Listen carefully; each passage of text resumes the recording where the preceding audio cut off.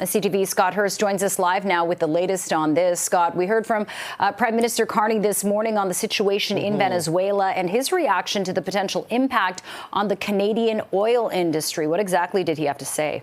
Good morning, Nick and Jen. As you mentioned, Carney in Paris with the main focus on the future of Ukraine, but also commenting on the situation in Venezuela, as there is still a lot of reaction to this major geopolitical upheaval. Carney, speaking from Paris a short time ago on the situation in Venezuela, saying ultimately the removal of an illegitimate leader is welcome news and creates the possibility of a democratic transition.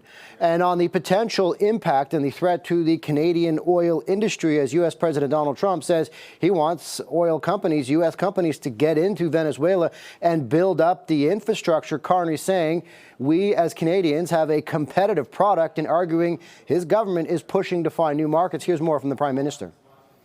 We welcome the prospect of peace, a peaceful transition, democratic Venezuela.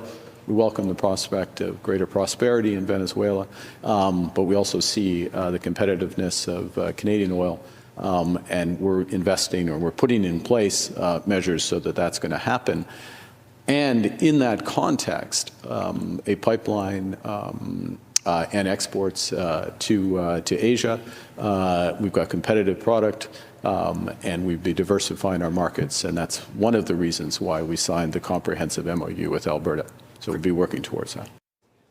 Also this morning, opposition leader Pierre Poilievre, Conservative leader, calling for more commitments to the oil industry from Prime Minister Mark Carney, saying in a post on social media that recent events in Venezuela have altered the global energy landscape, and is calling on the Liberal government to approve a new pipeline to the Pacific within 60 days of receiving Alberta's proposal. So lots of questions, potential concerns about what this means for the future. The situation in Venezuela and the U.S. president pushing for U.S. oil companies to go in there and build up the infrastructure, and what ultimately could mean for the future of the Canadian oil industry as well, guys. Okay, more uncertainty. CTV Scott Hurst joining us live. Thank you, Scott.